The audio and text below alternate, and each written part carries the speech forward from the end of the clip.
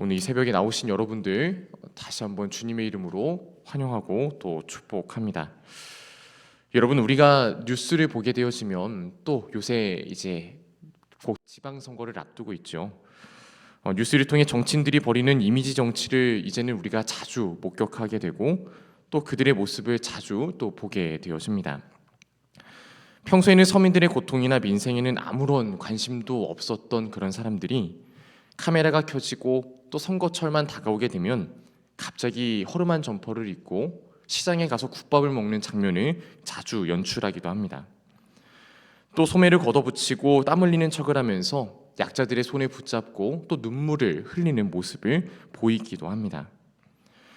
우리는 그들의 그런 모습을 보면서 어떠한 마음을 가질까요? 참으로 가식적인 모습이다 라고 혀를 차며 그들을 비판합니다. 왜 그렇겠습니까? 그 화려한 연출 속 뒤에 숨겨진 그들의 텅 빈 속내를 우리는 그 누구보다도 자주 경험하였기 때문입니다. 겉모습은 국민을 위해 헌신하는 일꾼처럼 그렇게 훌륭한 사람처럼 포장되어 있지만 그 중심에는 국민을 향한 진정성은 없고 자신의 권력, 자신의 탐욕, 그리고 표를 얻기 위한 이기심만 가득하다라는 것을 우리는 뼈저리게 알고 있기 때문입니다. 알맹이는 없이 껍데기만 남은 그런 가짜 모습, 포장된 모습, 그것이 바로 이미지 정치를 하는 그런 정치인들의 본질입니다. 그런데 여러분, 우리가 정치인들의 이런 가식적인 모습만을 비판하면서도 정작 우리의 신앙 속에서도 하나님을 향하여 똑같이 내 이미지를 챙기고 있는 그런 모습이 있지는 않은지를 우리는 뼈아프게 바라볼 수 있어야만 합니다. 하나님을 향한 진실한 사랑과 영적인 갈급함, 이것은 이미 내게서 텅 비어버렸는데 남들에게 보여지는 직분과 겉으로 드러나는 그런 봉사의 모습을 통해서 나의 그 영적인 상태, 나의 그 앙상한 영적인 모습을 그럴싸하게 포장하려 할 때가 있다라는 사실입니다. 하나님 앞에서는 진실된 중심보다 사람들에게 믿음 좋은 사람으로 인정받는데 더 에너지를 쏟으면서 그렇게 겉모습을 꾸미고 있다라는 사실이죠. 오늘 우리가 함께 읽은 본문 말씀에는 이렇게 화려한 겉모습에 속기 쉬운 그런 인간의 연약한 모습, 그리고 그 얄팍한 모습을 뚫고서 인간의 가장 깊은 곳까지도 감찰하시는 그 하나님의 모습이 대비되어 등장하고 있습니다. 오늘 말씀을 보면 하나님은 이스라엘의 새로운 왕을 세우시기 위해 선지자 사무엘을 통하여 이새의 집을 방문하게 하셨습니다. 그런데 놀랍게도 당대 최고의 영적인 거장이자 지도자였던 사무엘조차 첫째 아들 엘리압의 크고 또 준수한 그 외모를 본 이후에 그에게 마음이 빼앗기게 되어집니다. 그러나 하나님은 사무엘의 이런 시선을 단호하게 교정하고 계시죠. 우리 7절 말씀을 다시 한번 시간 함께 봉독해 보도록 하겠습니다. 7절 말씀 함께 봉독합니다. 여호와께서 사무엘에게 이르시되 그의 용모와 키를 보지 말라. 내가 이미 그를 버렸노라. 내가 보는 것은 사람과 같지 아니하니 사람은 외모를 보거니와 나 여호와는 중심을 보느니라 하시더라. 아멘. 오늘 우리는 이 새벽 과연 세상의 기준과 완전히 다른 그 하나님의 기준, 그것이 무엇인지를 돌아봐야 할 줄로 믿습니다. 사람의 눈을 의식하면서 겉모습을 꾸미는 그런 신앙의 가식, 그리고 포장지가 혹 우리의 삶 가운데 있다라고 한다면 우리는 그 모든 것을 찢어낼 수 있어야만 합니다. 과연 사람들 앞에 보이기 위한 그런 이미지를 챙기기 위해 신앙생활을 하고 있는지, 아니면 진정 하나님의 인정을 받기 위해서 아무도 보지 않는 그곳, 아무도 보지 않는 그 삶의 자리에서 진실한 중심을 단련하고 있는지 오늘 말씀을 통하여 우리 자신을 돌아볼 수 있길 간절히 소망합니다. 오늘 본문 6절 말씀을 보면 하나님의 명령을 받았던 사무엘이 이새의 집에 도착하여서 왕을 찾고 있는 모습이 나오게 됩니다. 이새가 자신의 첫째 아들인 엘리압을 사무엘 앞으로 지나가게 하지요. 아마 이새의 마음 가운데 내 아들 중에서 가장 잘난 아들, 이 아들이 지나가게 되어지면 아마 왕으로 뽑히리라 그렇게 생각했을지도 모릅니다. 사무엘도 역시나 같은 마음이었던 것 같습니다. 6절 하반절을 보니 사무엘이 속으로 생각하기를 여호와의 기름 부으실 자가 과연 주님 앞에 있도다라고 그는 감탄합니다. 첫째 아들이었던 엘리압의 크고 준수한 외모를 보자마자 그는 하나님이 택하신 왕이다라고 그는 단번에 스스로 생각하였던 겁니다. 여러분, 그는 분명 하나님의 종이었죠. 하나님의 위대한 선지자였습니다. 하지만 그런 사무엘조차도 자신의 눈앞에 보이는 그 영적인 모습을 보지 못하고 겉모습만을 바라보면서 그가 정말 하나님이 택하신 왕이다라고 그렇게 섣불리 판단을 하고 만 것입니다. 여러분, 우리도 역시나 사무엘과 같은 모습이 있을 때가 있죠. 그저 겉으로 보이는 신앙의 모습만 보고서 때때로 그의 믿음을 판단할 때가 있습니다. 아, 저 사람은 참 믿음이 좋아. 저 사람은 정말 하나님 보시기에도 귀한 사람이야 라고 하는 그런 우리의 눈에 보이는 모습을 통하여서 그의 영적인 중심을 우리가 판단할 때가 있다라는 겁니다. 그런데 여러분, 우리의 판단이 과연 옳을 수 있을까요? 그 판단이 정말 맞다라고 우리가 확신할 수 있겠습니까? 정말 대단한 목사님들 가운데도 넘어지시는 분들을 때로는 보게 되어지고, 믿음의 길을 걸어왔다라고 자부하는 사람들의 인생을 볼 때에도 또 때로는 그들이 넘어지는 모습을 우리는 수도 없이 경험하게 되어집니다. 우리는 우리의 얄팍한 이 시선, 그것을 신뢰할 수 없습니다.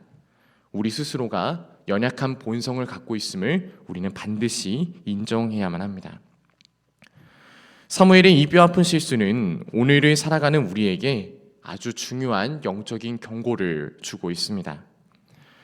영적으로 그토록 깨어 있었던 사무엘도 그의 외모에 속았다라고 한다면 하물며 우리는 과연 어떠한지를 돌아봐야 된다라는 사실입니다.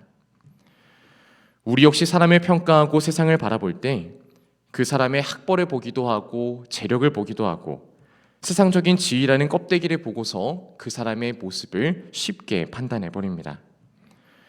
그리고 심지어 교회 안에서도 그 사람의 직분과 눈에 띄는 봉사의 횟수라는 그런 종교적인 포장지를 보면서 저 사람의 모습을 우리가 판단할 때가 있습니다. 우리는 이처럼 이미지와 포장지에 속아 넘어가는 그런 한계투성이인 존재들입니다. 바라기는 여러분들 모두가 겸손한 마음을 품고서 쉽게 겉모습 가운데 그 사람을 판단하지 아니하는 그런 영적인 눈을 갖게 되길 주님의 이름으로 간절히 소망합니다. 오늘 본문 7절에서 하나님은 엘리압의 화려한 겉모습에 마음을 빼앗긴 사무엘의 시선을 다음과 같이 교정하고 계십니다. 우리 7절 말씀을 다시 한번 시간 봉독하며 나아갑니다.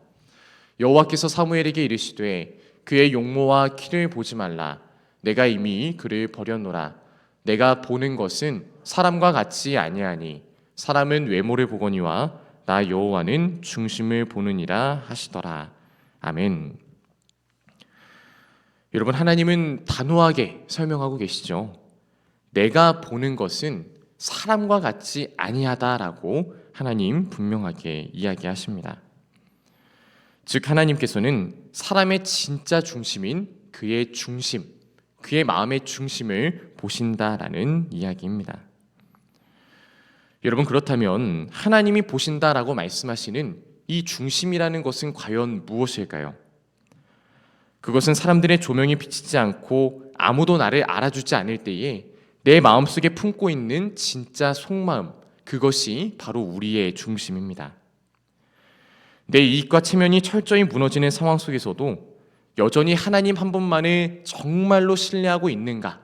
바로 그것이 우리의 영적인 진실함, 우리의 영적인 중심을 나타낸다라는 사실입니다. 여러분, 사람들의 눈은 얼마든지 속일 수 있죠. 앞서 말씀드린 거짓된 이미지 정치처럼 그럴싸한 종교적인 언어, 화려한 봉사의 모습으로 나의 텅 빈 신앙을 우리는 포장할 수 있습니다. 그러나 우리의 심장과 폐부를 감찰하시는 하나님, 우리의 그런 겉모습에 결코 속지 않으십니다. 하나님은 우리가 얼마나 많이 섬겼는가를 보시는 것이 아니라 그 행위 속에 있는 우리의 진짜 동기, 그 마음의 중심을 감찰하고 계시다라는 사실입니다. 사랑하는 성도 여러분, 하나님은 알맹이 없는 텅 빈 포장지에는 결코 그의 거룩한 기름을 붓지 않으십니다. 그분은 겉모습이 화려한 자가 아닌 비록 세상의 눈에는 투박하고 또 소외되어 보일지라도 그 마음 깊은 곳에 하나님을 정말로 사랑하는 자, 그 마음의 중심 가운데 섬기기가 준비되어진 자를 오늘 이 시간에도 찾고 계십니다. 바라기는 내 중심이 과연 하나님 보시기에 그의 기름을 붓기에 합당한 자인가, 내가 정말 하나님 보시기에 정말 귀한 도구로 쓰이는 자인가를 돌아볼 수 있기를 주님의 이름으로 간절히 소망합니다. 오늘 마지막으로 본문에 보면 이새의 7 아들이 다 사무엘 앞을 지나갔지만 결국 하나님은 그들 모두를 거절하셨습니다. 이에 당황한 사무엘이 이새에게 묻지요.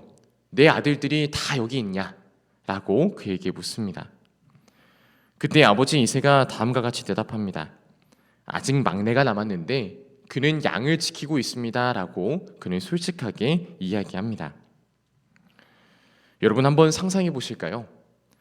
지금 이스라엘 최고의 선지자가 와서 거룩한 제사를 드리고 또한 잔치를 베푸는 그런 영광스러운 중요한 자리가 펼쳐지고 있는 상황입니다. 그런데 이런 아버지가 이런 일이 벌어지고 있는 이런 상황 가운데 아버지는 막내 아들이었던 다윗을 초청조차 하지 않았습니다. 다윗은 가족들에게 소외된 채 그저 냄새나는 들판에서 양과 염소를 돌보며 그곳을 지키고 있어야만 했던 겁니다. 아마 아버지도 생각을 했겠죠.